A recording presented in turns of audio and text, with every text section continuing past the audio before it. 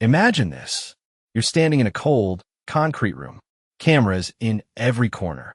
Armed guards in red jumpsuits breathing down your neck. And across from you, another player just like you. But neither of you want to move. Neither of you want to play. So what happens now? Brain, this is a question fans of Squid Game have debated ever since the series aired. What if two players just refused? Flat out said no to the next game? Could they break the system? Or would the system break them? Let's dive deep, because the answer might not be as simple as you think. Section 1. Understanding the rules of the game. To truly understand what happens if players refuse, we need to revisit the rules set by the frontman and the game organizers. Scroll Rule 1. Players must compete in every game. Scroll Rule 2. Players are eliminated if they lose the game. Scroll Rule 3. A majority vote can end the game entirely. Now, nowhere in the rules does it explicitly say what happens if two players refuse to play, especially once the game has already started. But here's where it gets juicy. Let's recall the scene with Jeong and Bayak. In the marble game, the rules allowed flexibility. One player could win without killing the other if they managed to outwit them. But what if both simply refused to start? The game's silent enforcement kicks in only when defiance affects the structure. And that's where the system shows its cracks. Section 2. Theoretical scenario. Two players refuse. Let's create a hypothetical moment. Let's say two players walk into a game room, say the infamous glass stepping stones, and both just sit down. They drop their numbers, fold their arms. Absolute silence. Question mark, what happens now? Will the guards shoot them on the spot? Will the system glitch out? The game's design is psychological warfare. It's all about pressure, fear, and the illusion of choice. But here's where it gets terrifying. Loudspeaker speculative take. The game thrives on players' desperation. The moment someone shows indifference, total disinterest in money or survival, the system loses control. This would force the organizers to do something drastic. Maybe forcibly eliminate the defiant players, as an example. Or use psychological tricks, like pitting them against each other by threatening another player's life. Direct hit, the point is, the game never accounts for rebellion. It only accounts for survival. Section 3. Real-life parallels. The Stanford Prison Experiment. Let's talk real life. Did you know that the design of Squid Game mirrors the infamous Stanford Prison Experiment? Test tube in 1971. Psychologist Philip Zimbardo conducted an experiment where volunteers were randomly assigned roles of guards and prisoners in a mock prison. Within days, things got violent. Some guards became tyrants, and prisoners broke down mentally.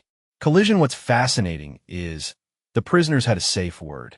They could leave, but most didn't. They submitted. Just like in Squid Game, they felt trapped, even when there was technically a choice. So now imagine, if even in a simulated environment, people refused to rebel, what would it mean if two players in Squid Game actually did? Would the system collapse? Or would it adapt? Section 4. Player psychology. Why refusing is rare. Why do more players refuse? Simple hope.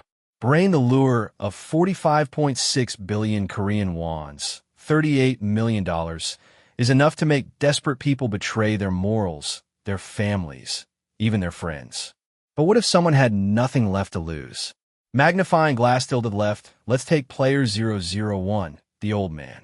Spoiler alert, he was the game's creator. And yet, he played, smiled, laughed. Why? Because control is power. When you have it, you don't fear the consequences. But for regular players, refusing to play is almost unthinkable. It's like defying gravity. You can do it, but what cost? Performing arts thought-provoking moment. What would you do if you knew stepping forward meant death and standing still meant torture? Drop your answer in the comments. I want to see how brave we really are. Section 5. The front man's dilemma. Let's shift focus to the front man. Top Hatty's not just a mysterious enforcer. He's a former winner. A man who once played the same games and won. Now he watches others suffer. If two players refuse to play, it puts him in a unique bind. Telephone receiver, he'd likely get a call from the VIPs, those masked elite gamblers funding the whole twisted circus. Why isn't the game progressing? Are we watching a rebellion? Fix it, or we pull funding. Fire suddenly, it's not just about the players.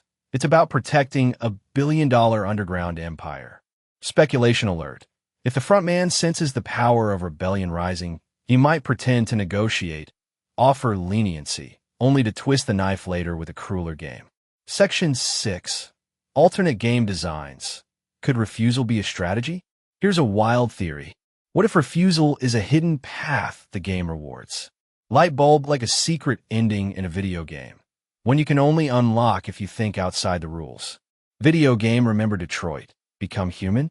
There's a path where androids peacefully refuse violence, and it leads to a totally different outcome. Maybe Squid Game is the same.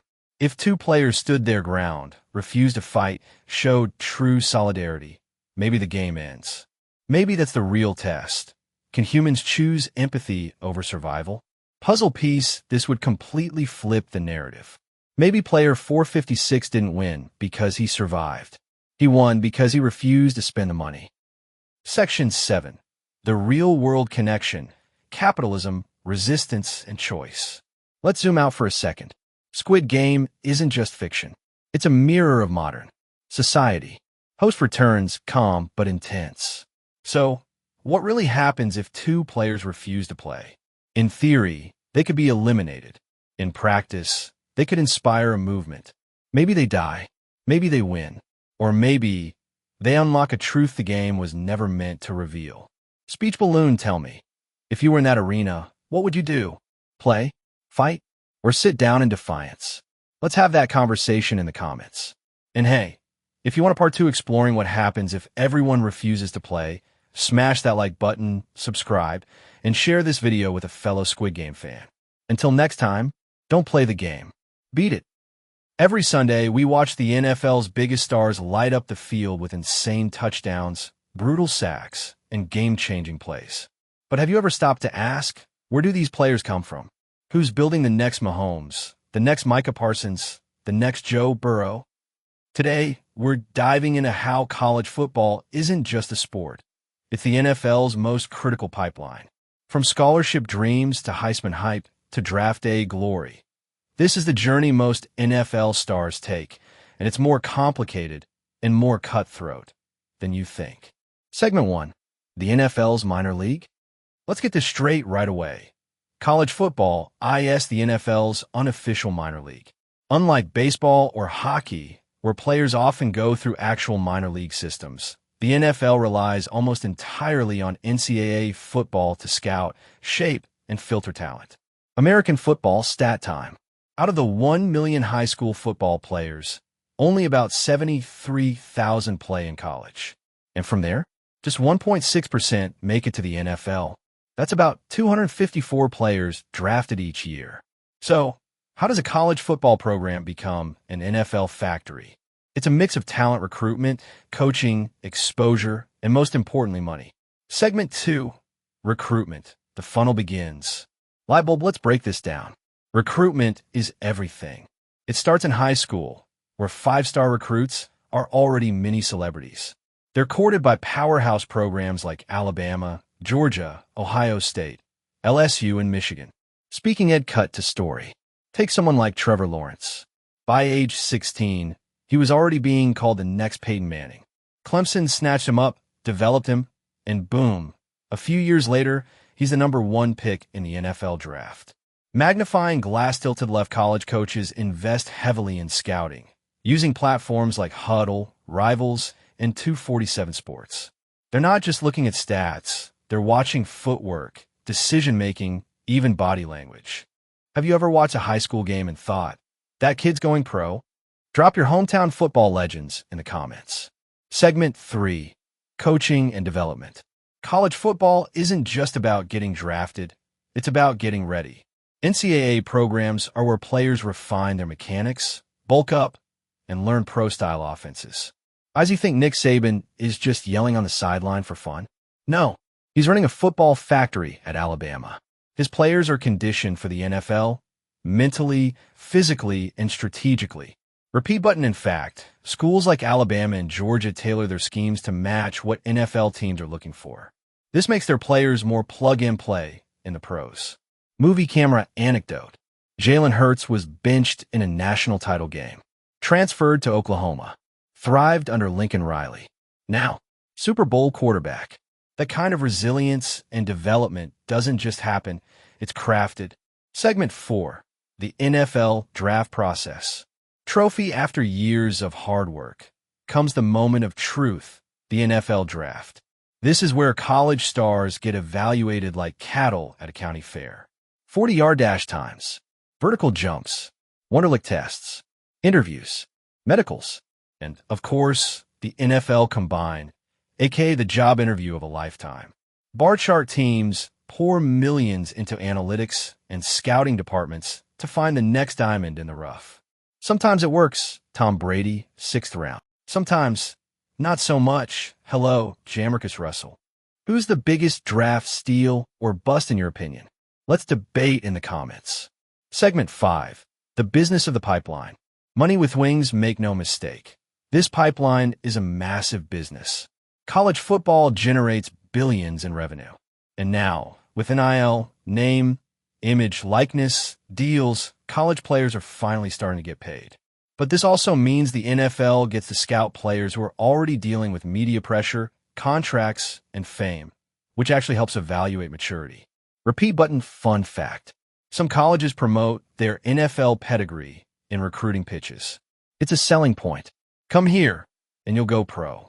Globe showing Europe, Africa, even international players are entering the pipeline now. Australia, Germany, Nigeria. The NFL is watching the NCAA and beyond. Segment 6, the human side. But here's the real truth. For most college football players, the NFL dream ends before it begins.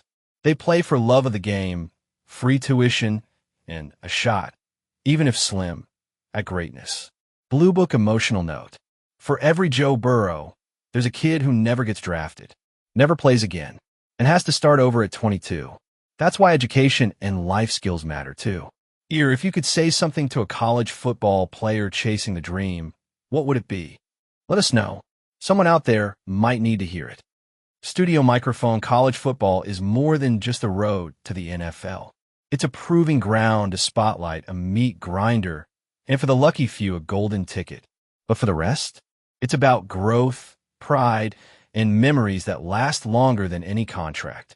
American football, if you enjoyed this breakdown, don't forget to like, comment, and subscribe. More stories from the world of football, from the locker rooms to the draft rooms, coming your way. Clapperboard end screen with highlights, bloopers, and fan comment from the last video.